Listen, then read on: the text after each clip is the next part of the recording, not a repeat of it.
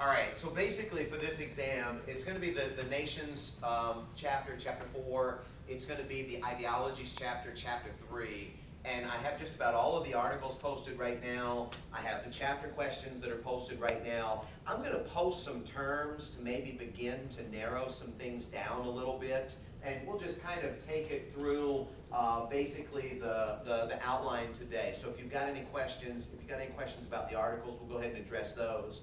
But it's going to basically be about a 100-point exam. I would venture to say that about 1/3 of it, maybe 30%, 35%, right in that range, is going to be short answer. The others, it'll probably be maybe 33 multiple choices, 30 to 33 of those, 30 to 33 times 2 is 60 to 66 points, and then maybe 30 to 35 points of short answer questions. I'm going to give you a choice on the short answers, and it'll be a mix of 5 and 10 points, and I'll probably give you maybe 55 points of questions and ask you to answer, say, 35 points worth, so you don't have to answer them all, and there's certain things that you can completely skip. But I guess as we get going, regarding chapter 4 today, and I'll just start with the opening chapter, are y'all comfortable with political science, politicians, politics, and polity? Yeah. Anybody with any questions about any of those? Well, what is like Well, what did we say political science was from the very beginning? There are going to be some questions. What was politics? Let me ask you that.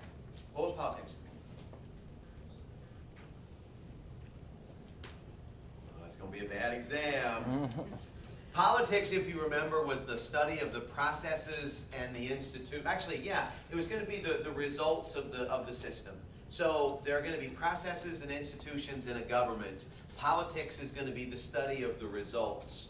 So it might be the bills that get passed, it might be the people that we elect, these kinds of things. But basically the trick is that politics is going to be dealing with the results of the system.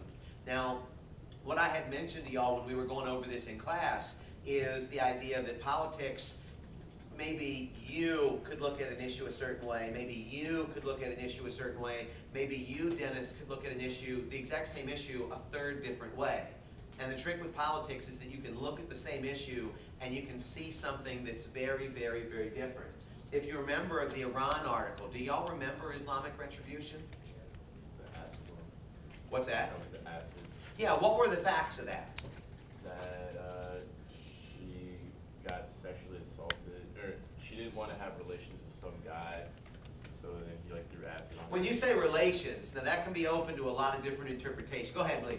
He wanted to like marry her. But Yeah, there was a guy at the university, and I guess she had met him because she had befriended him, maybe donated some clothes. He was kind of a loner sort, this kind of a thing. And if you go back and you look at this, he kind of crushed on her a little bit. He kept asking her to marry him. And ultimately, Malika, do you remember what she told him to finally just get him to leave her alone?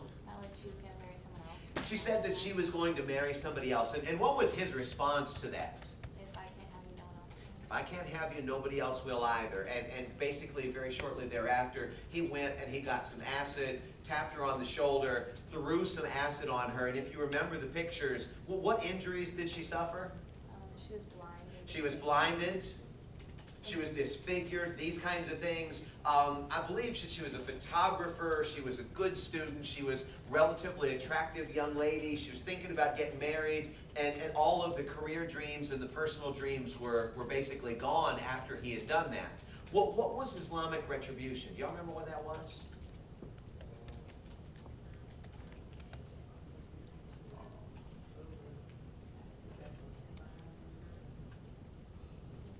Islamic retribution was basically the idea that you would be able to repeat the crime that was committed to you on the person that had committed it. So in this instance, since he had thrown acid on her, what was she actually attempting to be able to do? She was actually trying to be able to drop acid on his face. Do y'all remember like how many drops it was or different things like this? Like in an eye, it was like gonna be droplets in the eye. Drops Like, just one. yeah. Okay, she ultimately sued, and take a good look at the article on this, because she ultimately sued, and she actually won the initial case. so that she was going to have somebody guide her hand, and they were going to give him an anesthetic. And then, in fact, she was going to be able to drop 5 drops of acid in each of his eyes. And this was kind of a landmark case, especially in Iran, because if you remember with Iran, number one, women and men don't have the same rights. Number two, women are typically the victims of these kinds of attacks, but they don't typically win in court. So this was a really, really big deal. Now, with that being said, the case was appealed. Do y'all remember what happened on appeal? And y'all kind of said it just now. Yeah, it went from 2 eyes to only 1 eye because they thought because she was a female, it wasn't like legit or something. The argument was that 2 female eyes are not equal to 2 male eyes, and since they weren't equal, basically they were going to say that in fact 1 female eye one male eye was equal to 2 female eyes, so she was only going to be able to drop the acid in 1. Did she actually end up doing it? She did not end up doing it. And if you remember, one of the debates that we had in class was about justice versus revenge. Was there any way that she was really going to get justice based on what he had done? Some of you very clearly wanted revenge because you were very, very upset that this had actually happened in the first place. She did not end up dropping the acid, and in fact, when she did not drop the acid in his eyes, she lost all of the other elements of the settlement as well. So she's still blind, and he's basically doing his own thing. He's, I don't believe, locked up even at this point anymore, and he wasn't locked up for very long, in fact, even though he had done this. Do y'all remember what we had talked about within the context of the Washington NFL football team? Mm-hmm. Take a good look at that article, because if you remember on there, they were actually debating whether or not the team should change its name.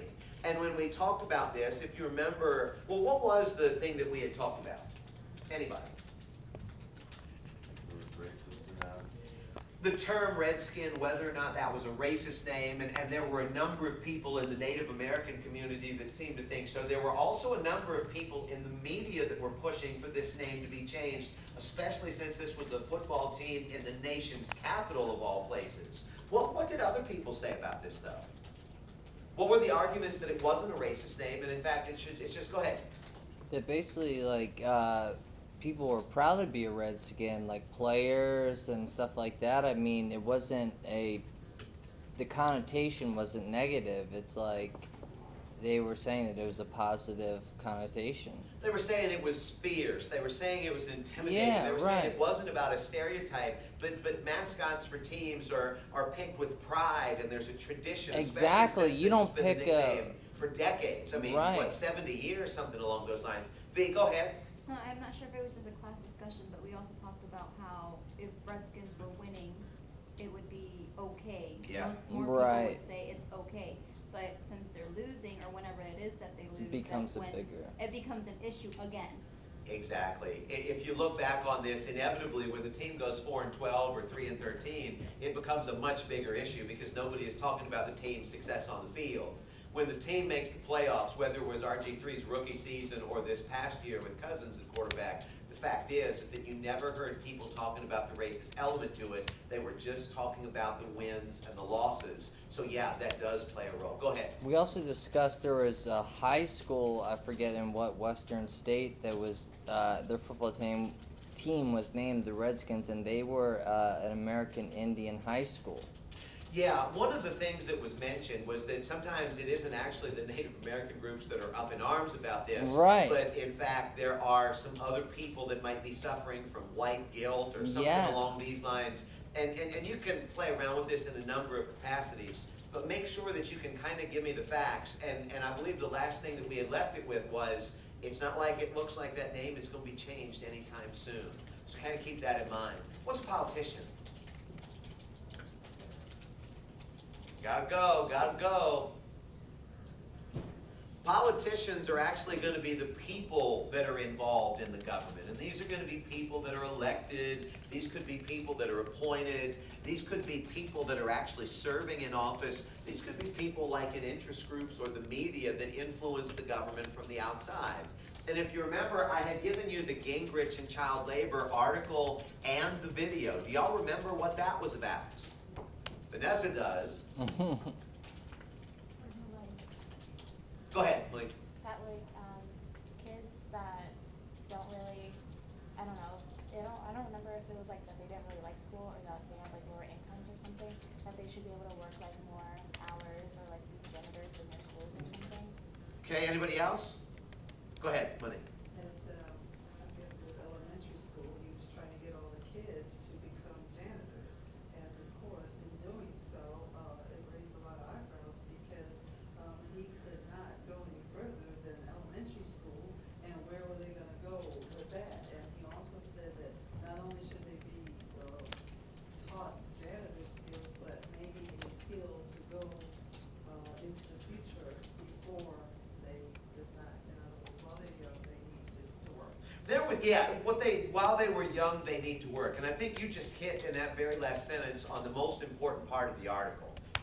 Gingrich is basically saying, and this was when he was running for president a few years ago, Gingrich is saying that there are some communities in the country that the work ethic has dropped so badly that he wanted to have kids that were in young ages work as part of their school day. His thought is that, you teach a foreign language best when kids are young.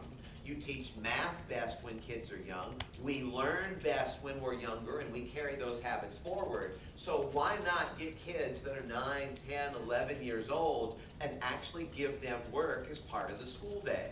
Maybe it would be working as school janitors. Maybe it would be providing some kind of yard or lawn service to the school. Maybe they would be, washing dishes, these kinds of things. But the fact is that get them a little bit of spending money, get them working, and then like you said, ultimately, maybe they'll find a trade that they're interested in, because effectively a lot of people would say that school is not for everybody. Not everybody wants to go sit in a classroom. They want to get out and do stuff. Maybe they want to work with their hands or work in nature or whatever the case might be. Well, other people really nailed Gingrich on this, and they're like, come on, man. I mean, you want these little kids to be working with power tools and chemicals and stuff like this, maybe even subjected to ridicule from the other kids in the school. And what was the part of this that got Alan so upset at the very beginning? Go ahead. He said that it focused on race. Yeah, and if you read this article, it does seem to focus on inner city, poor communities, i.e. people of color. And some people suggested that this was a very racist policy. Now, in fairness, did Gingrich have a number of points? He did have some valid points. Is there unquestionably an element of race in this if you read between the lines? Race and economic status, there absolutely is. Ultimately, Gingrich didn't go through with this. Of course, ultimately, he was never elected president. But pay attention to the article and the criticisms, and go back and look at that CNN clip that I gave you. I think it was Jim Johns is the reporter. And if you hear his tone, especially at the end of that article, that video, I should say, he's really disgusted with Newt. But take a good look at that. The other one that was up here was polity. What was a polity? A group of like-minded individuals. A group of like-minded individuals. And I mentioned to you that this could be something as basic as Red Sox Nation for a sports team. This could be something as basic as the PS 105 Introduction to Political Science polity, everybody that's a member of this classroom. It could get a little bit bigger, like being pro-abortion or anti-abortion. It could turn into something like the Democratic Party or the Republican Party. The idea is it's a group of like-minded individuals. And oftentimes when you deal with like-minded individuals, what you're saying is that you're a group of like-minded individuals that were in favor of something. You could actually also argue that a polity would be a group of like-minded individuals that would be against something. What was the trick with the taco stand article? They were talking about whether it was legal in a certain town to have these food trucks in certain streets or intersections, and basically, like, the argument against it was that they were unsanitary, they, kind of didn't look good, but other people said that it offered great food. Do y'all remember where this was? It was at some nice area, like some. What's that? Pennsylvania had an example of a different law, and there were a number of laws in this. Go ahead. Wasn't it in Georgia? It was in Georgia. It was Gwinnett County, Georgia, and this was a suburb that was just north of Atlanta. So this was Gwinnett County, Georgia. And do y'all remember how the population had changed in Gwinnett County, Was that Georgia? the one that had no black people whatsoever 30 years ago? Wasn't that? Okay. Anybody? It was like predominantly white, then these food trucks came in, and there's like a Hispanic population. Actually, you're getting warmer now. What it was basically the Hispanic population jumped from about 10 to 15,000 to over 100,000 people in a fairly short amount of time. And what ended up happening was that these food trucks began to pop up. And these were the taco stand, the taco food trucks. And the argument was, or at least this was the mindset, I think. The mindset is that when you see these taco stands or these food trucks, this kind of a thing that are serving tacos, you're going to see Hispanic people that are there. And they were very scared, they were very uncomfortable with this massive influx of Hispanic folks. So what did they do? They wanted to ban the taco stands, the food trucks, with the idea being that if these food trucks go away, then you won't see these large numbers of Hispanic folks actually congregating in these residential or suburban areas. Do you remember any of the other laws or any of the other kind of very questionable things that were going on in this article that were directed against the influx of Hispanic population? Anybody? They're bringing the neighborhood down because the commercialism was in a residential area. There were questions to your point, Ryan, about the trash blowing around. There were questions if people that maybe were not trusted or wanted in the general community were around, maybe it would bring property values around. But what were the other laws from Pennsylvania or Kansas? Go ahead. There were some places out there that had suggested, in fact, that services would only be done in English. There was that one. Go ahead, Ryan. They were complaining that it blocked intersections and roads. Say what now? They were complaining that it blocked intersections and roads. Okay, but what were the laws? What other laws did that article mention? Health, related to basically, who monitors the sanitary, or the Yeah, we got that. What were the specific laws in other places? Because this was in Gwinnett County, Georgia. Don't you remember it mentioned things like the language? Don't you remember the sign that it said that illegal immigrants here, and it pointed to the jail? Do you remember the one that said that Hispanic people, all they do is sit on their front porches? So Kansas passed a law that banned people from being sitting able on their front to sit on porch. their front porch. Do you remember it was small town Pennsylvania, I believe, that actually passed a law that said that you could not sit on rent to somebody that was illegally in the country, or you could be prosecuted? Take a look at the different laws that were out there. It even, I believe we talked about Pat's Cheesesteaks in Philadelphia, because they had a sign in there that said that you can only order in English. Mm-hmm. Be as specific as you can when you write these short answer questions. Notice on polity, and you'll kind of see this as we go through this. You could maybe make an argument that Washington team name is a good example of a polity, because like-minded individuals in favor of changing or not changing the team name, taco stand, and there are other articles that you could apply this to. So make sure that you can kind of apply these definitions to certain pieces in there.